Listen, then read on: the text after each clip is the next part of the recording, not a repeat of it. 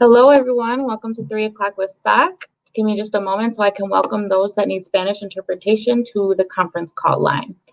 Buenas tardes. Muchísimas gracias por estar aquí con nosotros en otro foro comunitario con SOC.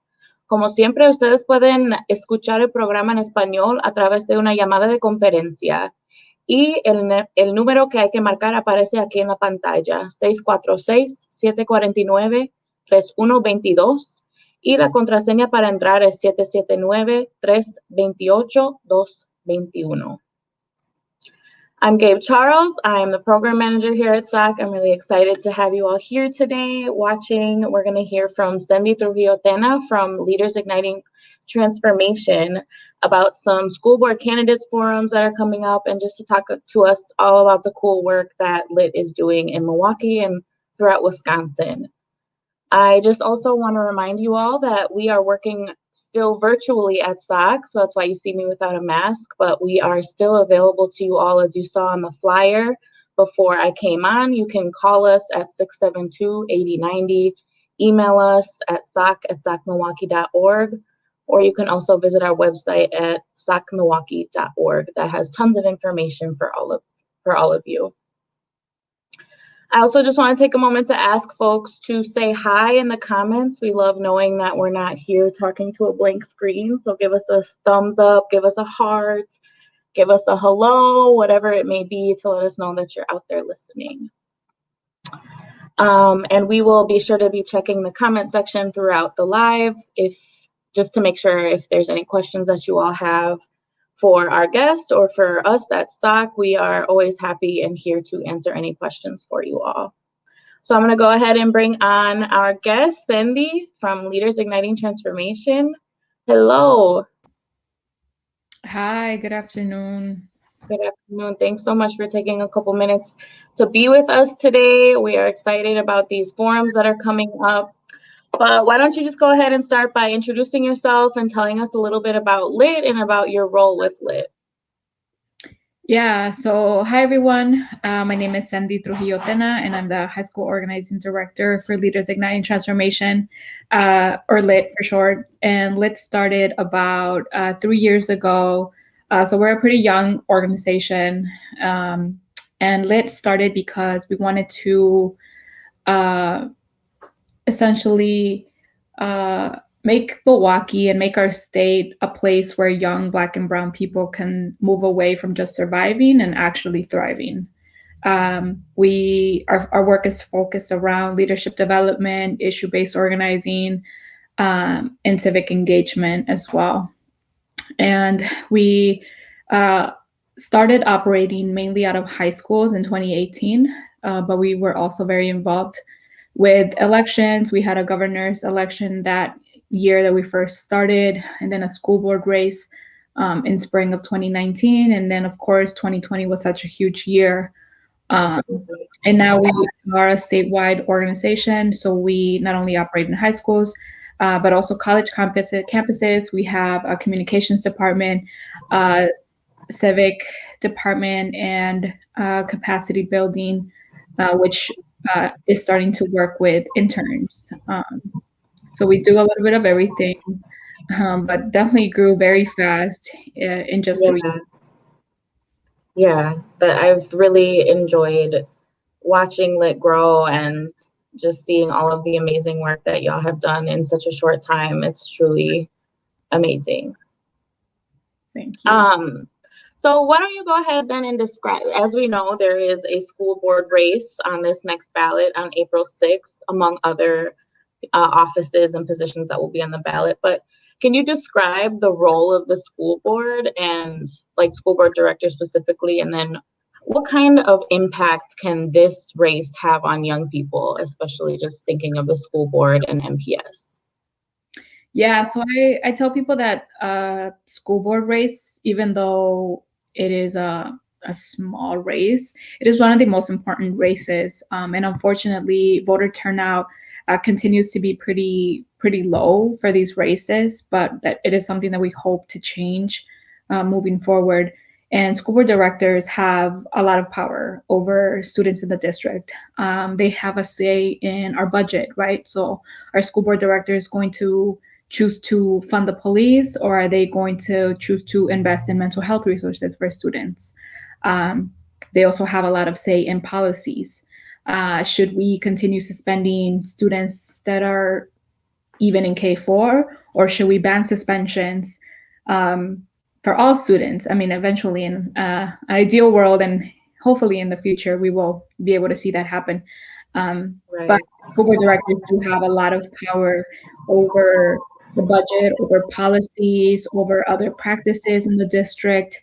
And they can shape and make or break a lot of things for the district.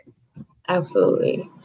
And Lit has been involved with MPS and former school board races as well. Can you talk to us about what your work with the school board has been in the past and with MPS as a whole? Yeah. So in spring of 2019, that was the first time that we participated in the school board race. And at that time, I believe there was 8 candidates, or 9 candidates, 8 or 9 running for school board. And although we were pretty new, we also, like I said, know the importance of the school board. So we hosted a couple community forums in partnership with Schools and Communities United, MICA, and we also held individual meetings with candidates and our members at that time, who many of them were seniors and juniors who already graduated from high school. They came up with this criteria to determine what it meant to be a true champion for young Black and Brown people, like what kind of qualities these people have, what values, what experience, things of that sort. And they also came up with a grading system to determine, do these candidates fall under this criteria or do they not? And although we, or like our members decided that there wasn't anyone in particular who stood out as a true champion, they knew that eventually some of them were going to win and be on the school board. So they decided that they wanted candidates to support our agenda. And we have something called the Youth Power Agenda, which is basically our vision to dismantle the school to prison and deportation pipeline in Milwaukee Public Schools. And it has things from removing metal detectors, completely removing police from in and around schools, investing into mental health resources, investing into restorative justice practices, and basically divesting from the criminalization of Black and Brown students and reinvesting that into things that have actually proven to be successful. And 8 out of the 9 candidates at that time signed on to the Youth Power Agenda, which was major. We had only been around for about a year. And we have been working with the school board and with administration ever since. Of course, I think in 2018, when we first launched our agenda and our platform, a lot of people, even progressive folks, were like, "You're crazy, and you're asking for things that are like just out of this world." And fast forward 3 years later, we have actually accomplished a lot of those things in the Youth Power Agenda, and things that like many people never thought we'd be able to do, and especially in that time frame. But we also gained the support of a lot of people who at that time were kind of hesitant. Mm-hmm. And it's bittersweet, but it's fine. I know I try to remind myself all the time that none of us were born knowing what we know, and some people just take longer to fully understand why something may be an issue, right? Or why something else is the proper alternative. So it's been a roller coaster, but very rewarding. Yeah, no doubt.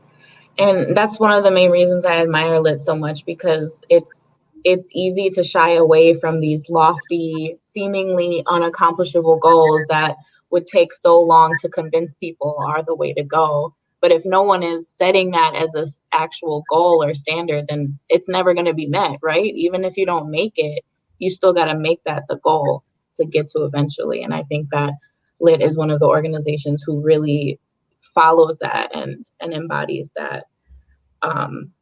Reach for the stars cliche, right? But really does it.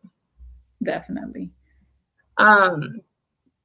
And so we kind of answered this already, but well, actually, can you go into a little bit about how the high school organizing works? So what high schools are you in Milwaukee? How could people maybe get involved in that way? Yeah, so we target specific schools because although we're a statewide org now, we're still like limited in terms of staffing and capacity.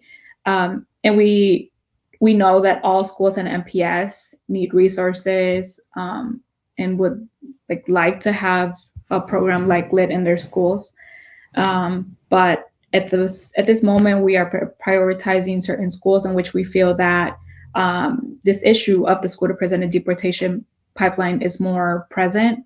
The schools that have metal detectors, that usually have police posted outside of schools, that have the highest suspension and expulsion rates, that has a culture where students may not feel like they have a relationship or like they trust staff in their schools.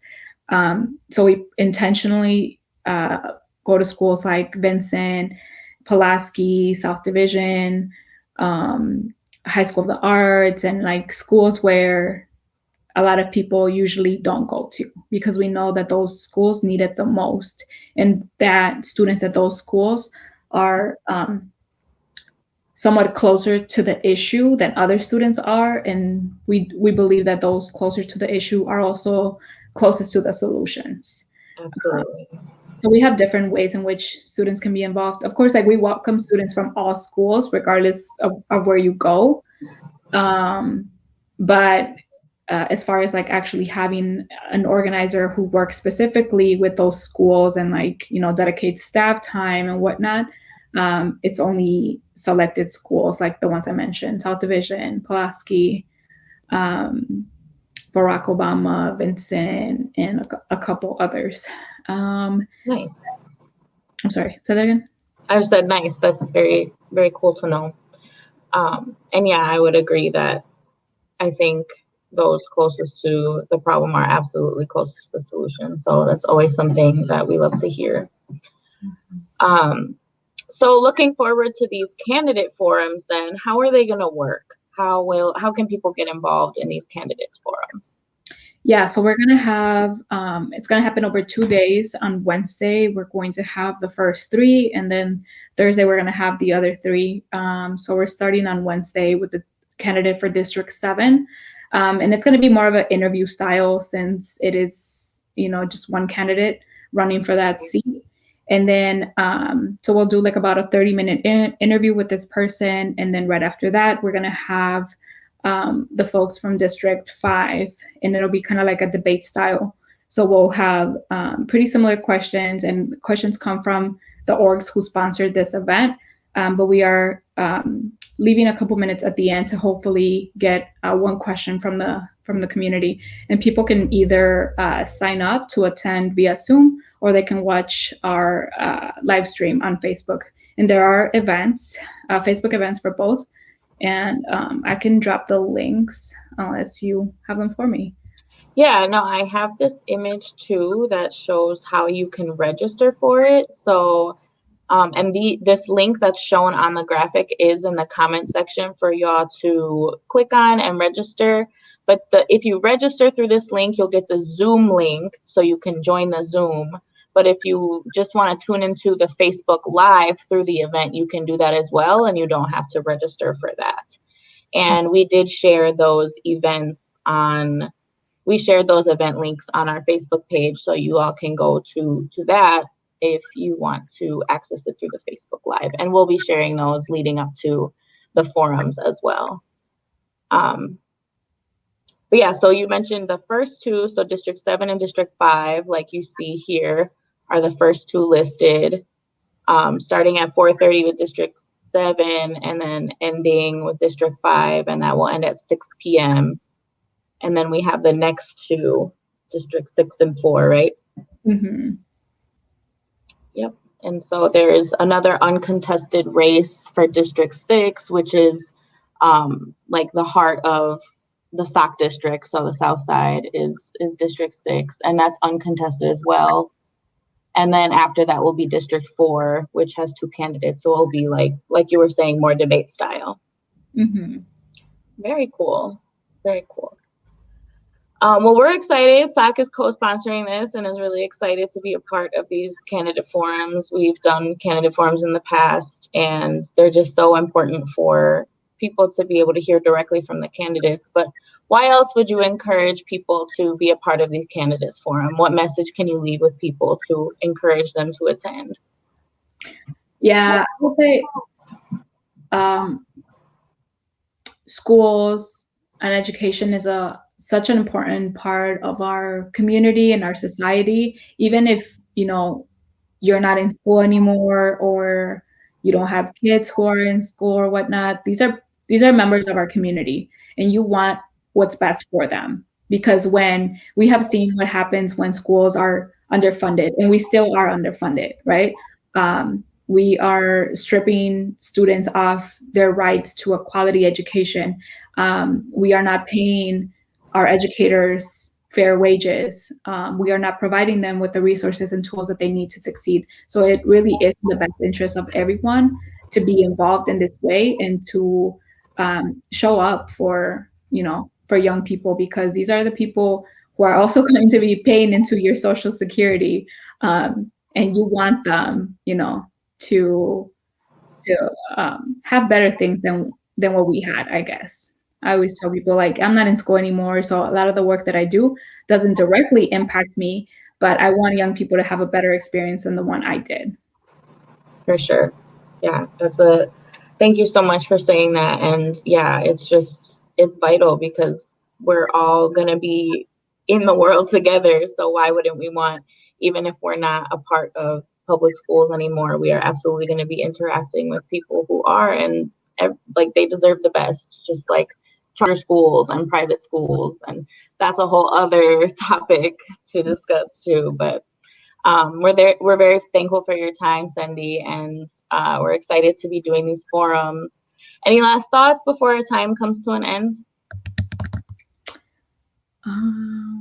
Also, your website is in the comments as well. So if y'all want to check out LIT, Leaders Igniting Transformation, and get involved with the work they're doing, you can check out their website and contact them that way.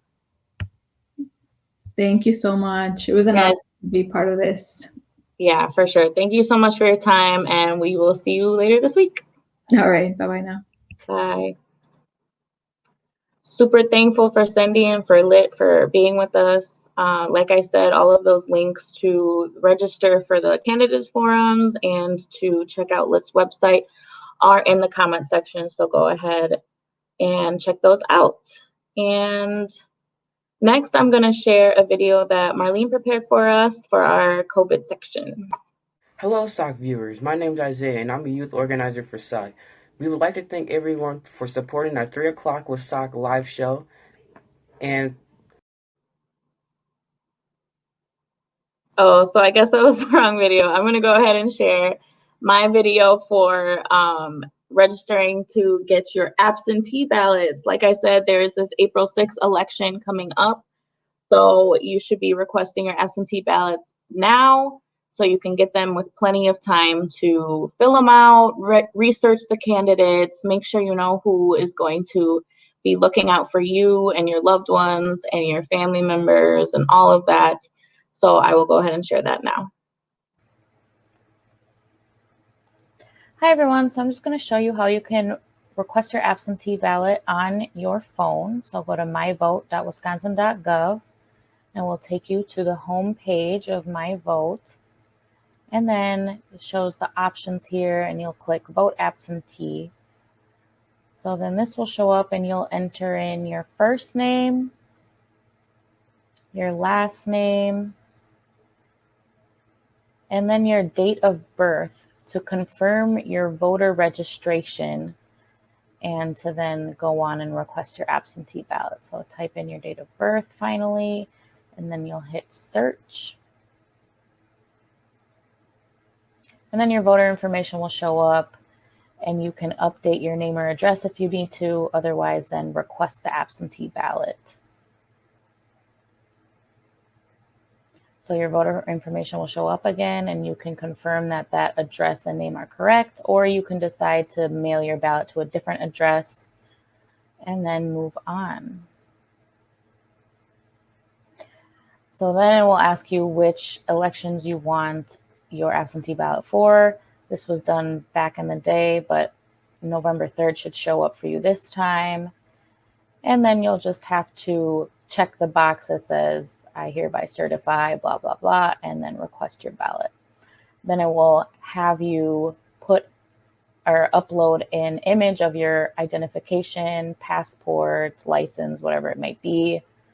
You'll take that from your gallery on your phone or directly from your camera and hit continue. And then you should be good to go. So also the link to access myvote.wi.gov where you can register to vote, request your absentee ballot, see who's going to be on your ballot. You can do a bunch of things through that website. That's also in the comment section. So go ahead and take a look at that. And we now have the right video, so I'll share the COVID video. Hi, my name is Isaiah, and the reason why I'm getting the COVID vaccine is to protect myself and my own health, and to protect my loved ones like my grandpa and grandma, and those who are most vulnerable to chronic diseases like diabetes and cancer.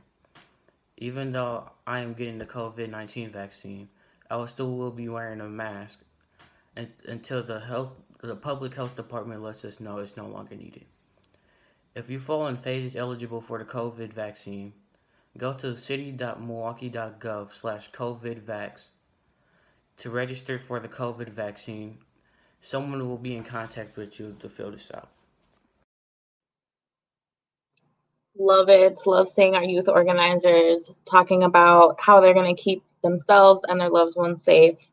They are superstars. And now I'm just going to share the survey promo. So we always have our survey link in the comment section as well, where you all can give us feedback and let us know what you liked, what you didn't like, and what kind of topics you want to hear about in the future. Has this live forum been informative and useful to you? What part of the forum could be improved or changed to make it better? Please take our quick survey that's located in the comments section so that we can keep 3 o'clock with SOC going for residents. Thank you for tuning in. So today was the first day that we are implementing a new, quicker schedule for you all. So we had our guest section, we had a critical COVID section, and we had a quick section about a resource. In this case, it was the My Vote website that you can use to register to vote and request your absentee ballot.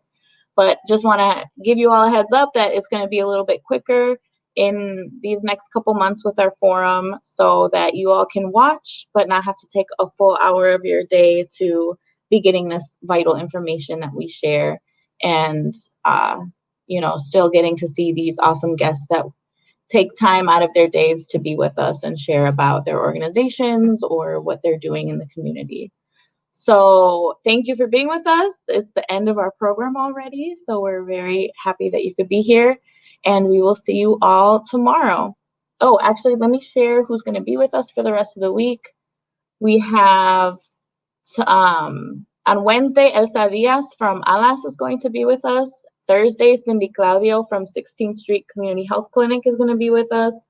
And then Friday, we're going to have Luna with us. And they are Latinas Unidas en las Artes. And these amazing women that are going to be with us today are also kicking off Women's Month. So we're excited about that. And we're always going to be excited to share some powerful women with you all throughout this month. So thanks for being with us, and we will see you tomorrow.